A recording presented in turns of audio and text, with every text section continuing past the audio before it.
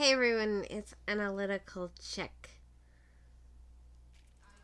People need to be awake and they need to be aware. We need to stand up against. I wanted to actually cover something. So identity politics. There's a lot of talk about should we do identity politics? Shouldn't we do identity politics? I say that conservatives should do identity politics. However, I would argue that we're currently not doing them the right way. So I want to explain what I think is the right way to do identity politics. I guess first I should cover how we're doing them. For those who have their head in a cave, who are living in a cave and don't know this, but basically the main way that conservatives are doing identity politics right now is that there's organizations that are having conferences for, say, Black conservatives or conferences for Hispanic conservatives. Mostly conferences for Black conservatives. The main complaint that identity politics is through Turning Point USA, who, like I just said, are doing conservatives specifically for Black conservatives. Or doing like conferences for Black conservatives. So I'm actually going to argue that's the wrong way to do identity politics. If you really think about it, if you look at the left in identity politics, they're doing identity politics as a sales tactic. So, and then they turn it into a wedge issue. We should also do it as a sales tactic. So, obviously, I mean, some people say, oh, no identity politics. No. I say, do identity politics, but just like the left, do it as a sales tactic. We don't sell the right enough. We don't sell, like, conservative ideas enough. So, the way that you do this, okay, so you take Hispanic conservatives and you get them to go out and try to sell conservatism to Hispanics who are not conservatives. That would be the right way. You don't reach out to people who are already on our side. You use it to take people who are on our side, to use it to have them connect with people who are either not political at all or who are potentially on the other side. And personally, I think we should go for the moderates and just let the crazies stay on the left. And if they wake up on their own, like, that's great. But I don't think we should specifically be reaching out to the crazies. There's plenty of conservatives who are just not active or moderates that could be reached, especially with how crazy the left is. And I think that's where we should focus our energy. And one of the other reasons why you would want to have Hispanic conservatives reach out to Hispanic non-conservatives is, in this case, you have the language barrier. But in general, the idea behind it is that I think a Hispanic is going to be more likely to hear out a Hispanic conservative versus a white conservative. Recently, there was a video, it wasn't Millie and Joel Patrick. It was Caitlin Bennett and Joel Patrick. So if you don't already know this, Joel Patrick is a Black conservative. And he knows his stuff. And he went out with Caitlin Bennett. And in the process of going around a college campus and trying to ask questions of the students, they came across some Black students. I think it was like Black and Hispanic students. And then there was also like they had a white friend with them.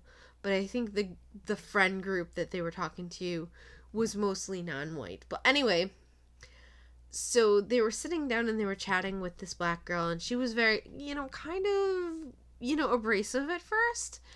And so she said to Joel, like, why would you be with the traitors, with the other side, yada yada yada.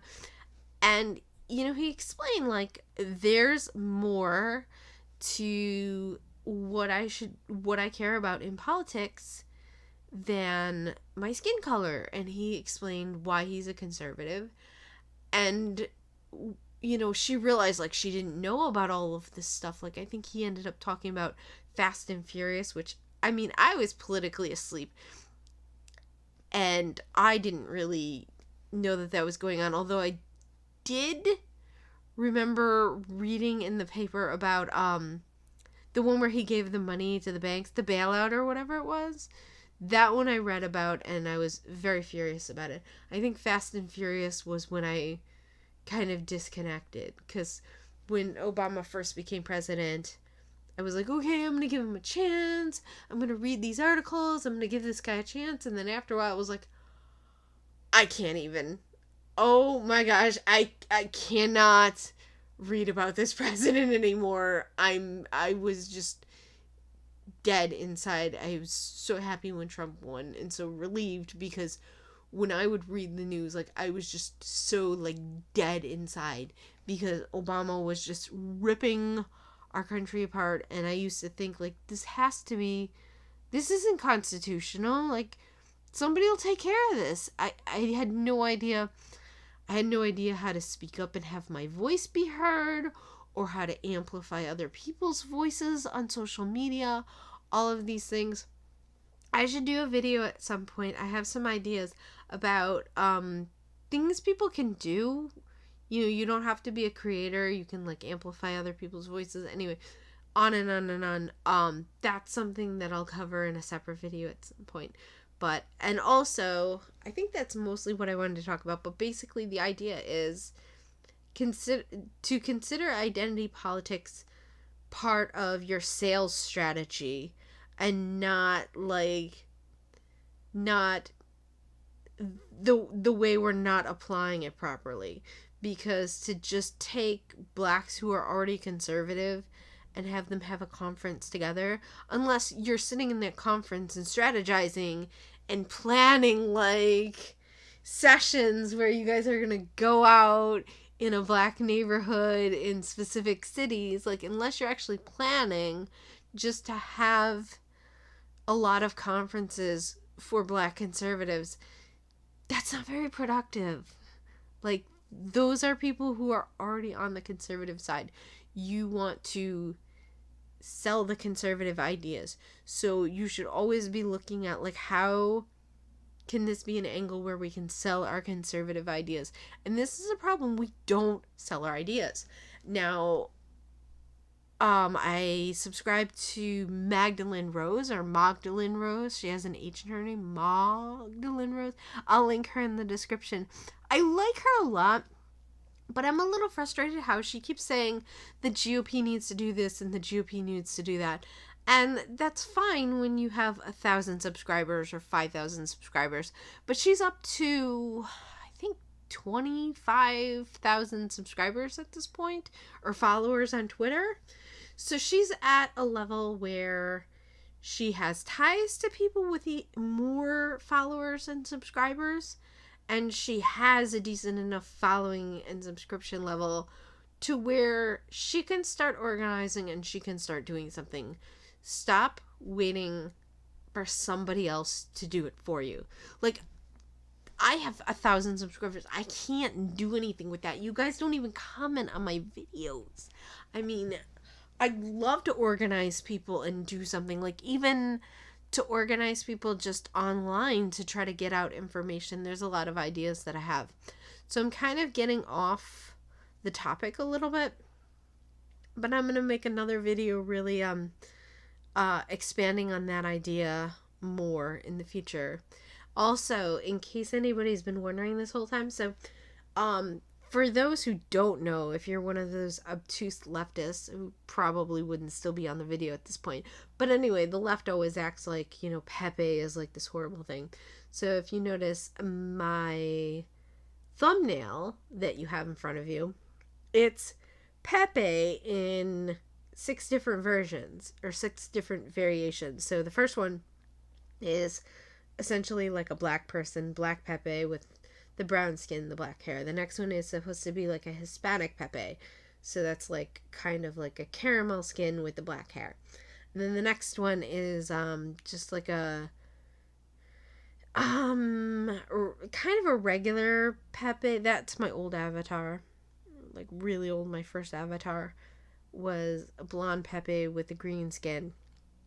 And then we have blue Pepe with the purple hair, which that's not really supposed to be an imitation of anything in person. And then you have a blonde Pepe with kind of a pinkish skin. And then you have another blonde Pepe with like a light yellow skin and a slightly different shade of blonde hair. It's supposed to be like a little bit lighter. I don't know if that really shows. But so you have all these variations of Pepe, and that's the idea, that it's supposed to be, variety. And for people who don't know, like, the left freaks out about Pepe. The thing is, Pepe is like a canvas. So you can take Pepe, and that's the idea behind it, is you take Pepe and you put different outfits on him. Like, people go to Build-A-Bear and they buy various bears, and then they buy clothes for it, and they buy shoes for these bears and whatever. Pepe is kind of like a paper doll or a Build-A-Bear for the internet. You dress Pepe up. So that's why, like, some people do dress Pepe up as Hitler, but it doesn't have to be that way. You can dress Pepe up. I've seen Pepe dressed up as a communist. I could dress Pepe up as an Orthodox Jew with, like, the crazy curls on the side. You see these Pepes, all the ones that I put out here, these are all female Pepes, and Pepe isn't normally a female. But I started with, like I said, that green one, and then I was like, how can I make Pepe different varieties? Because originally I had put together a meme that it's okay to be whatever you are. And so I made the different Pepes for that. But that's the idea. So Pepe is kind of like a canvas or a template. It's, kind of like, yeah, like a paper doll that you put clothes on almost. Except kind of like an internet version and a less female-oriented version. Because, like I said, guys dress Pepe up and they turn him into Hitler, or they use Pepe for different things. They stretch Pepe's face out, and, like I said, you can turn Pepe into a female. I guess it'd be like Pepina. Alright, I am going off on tangents and all of that jazz. Thank you so much for stopping by my channel, and I will see you all next time. You don't need to be awake, and they need to be aware. You need to stand up against the stuff. You don't need to be awake. You don't need to be awake, and they need to be aware. They need to stand up against the stuff. And it's so politically engaged. And it's so politically engaged.